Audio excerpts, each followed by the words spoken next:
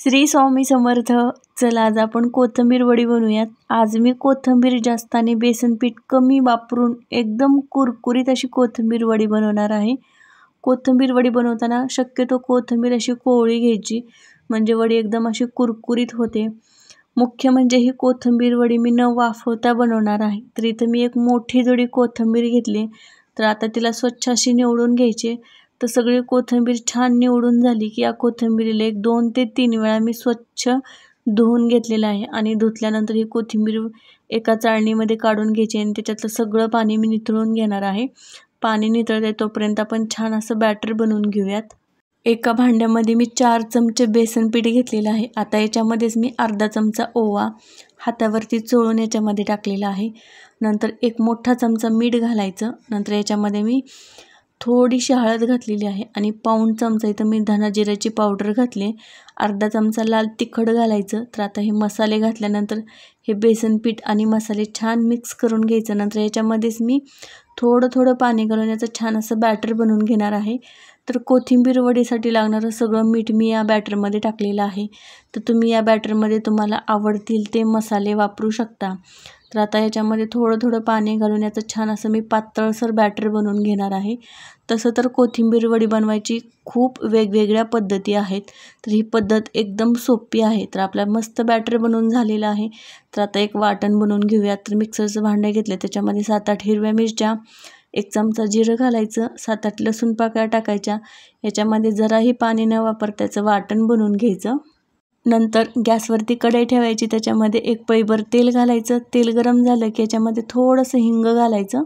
नंतर आपण हे बनवून घेतलेलं वाटण याच्यामध्ये टाकून घ्यायचं. आता हे वाटण 1-2 मिनटं परतून घ्यायचं. नंतर कोथिंबीरसुद्धा मी जेवढी जमेल तेवढी शक्यतो बारीक अशी कट करून घ्यायची. तर आता कोथिंबीर कट करून झाली आहे. वाटणसुद्धा छान आपलं परतलेलं आहे. तर आता या परतलेल्या वाटणामध्येच मी 1 मोठा चमचा तीळ घालणार आहे. तुम्ही वरतून टाकले तरीसुद्धा चालेल. तीळसुद्धा थोडेसे परतून घ्यायचे. नंतर आपण ही जी कट करून घेतलेली कोथिंबीर होती ती कोथिंबीर आता या फोडणीमध्ये टाकून घ्यायची.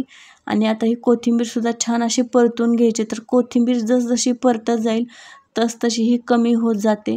तर आता वरतून मी याच्यावरती कुठलेही मसाले घातलेले नाहीत. आपण बॅटरमध्ये सगळे मसाले टाकलेले आहेत.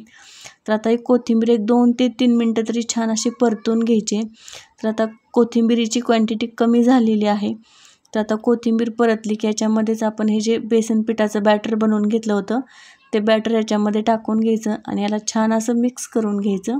आता गॅस मी मीडियम ठेवलेला आहे. तर आता हे सगळं बॅटर आणि कोथिंबीर याला छान मिक्स करून घ्यायचं. याच्यामध्ये गुठळ्या होणार नाहीत अशा प्रकारे मस्त मिक्स करून घ्यायचं. नंतर एका ताटाला मी तोपर्यंत असं तेलसुद्धा लावून घेतलेलं आहे. तर आता हे बॅटर 1 2 ते 3 मिनटं तरी याला छान शिजवून घ्यायचं, थोडंसं घट्ट होईपर्यंत. थोडंसं घट्ट झालं, आता हे बॅटर कढईला सोडलं की आपलं मस्त तयार झालेलं आहे. आणखी एकदा याला छान मिक्स करून घ्यायचं आणि आता हे बॅटर आता तेल लावलेल्या ताटामध्ये काढून घ्यायचं.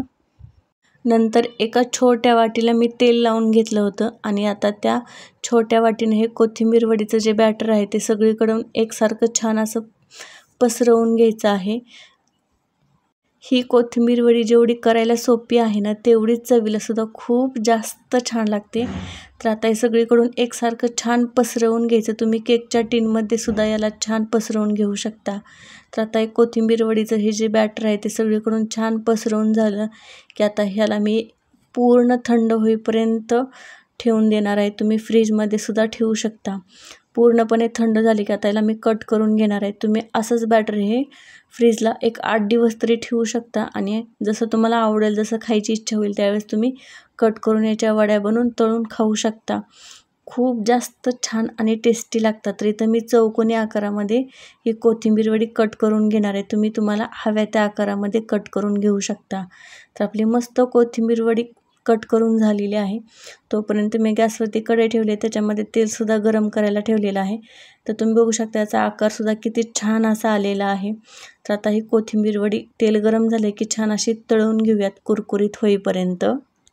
कोथिंबीर वडी तळताना मी गॅस मोठाच ठेवलेला आहे. सुरुवातीला 1 2 मिनटं मी मोठ्या गॅसवर ही वडी तळून घेणार आहे आणि नंतर याला मी मीडियम गॅसवरती खरपूस होईपर्यंत तळणार आहे. कारण आतमध्ये तेल जाऊ शकतं, म्हणून अगोदर मी मोठ्या गॅसवरती हे तळून घेणार आहे. तर एक 2 ते 3 मिनिटांनंतर आपली कोथिंबीर वडी मस्त अशी कुरकुरीत होईपर्यंत तळून झालेली आहे. तर आता ही तळलेली कोथिंबीर वडी एका भांड्यामध्ये काढून घ्यायची आणि जे लोक डाएटवर आहेत त्यांनी न तळता खाल्ली तरीसुद्धा ती छानच लागते. तर आता एक कोथिंबीर वडी काढून घ्यायची आणि याच्यातलीच एक वडी मी तुम्हाला तोडूनसुद्धा दाखवते की आतमध्ये कोथिंबीरीचा रंगसुद्धा हिरवागार आहे, वरतून अशी एकदम क्रिस्पी आहे आणि आतून एकदम सॉफ्ट झालेली आहे. नक्कीच एकदा ही रेसिपी ट्राय करा. या कोथिंबीर वडीवरती तुम्ही फोडणी देऊनही खाऊ शकता, तशीही छानच लागते. नुसती वाफवलेली असते तशीही छान लागते आणि तळल्यानंतर सुद्धा छानच लागते. तर आता राहिलेली वडीसुद्धा मी अशीच छान तळून घेणार आहे.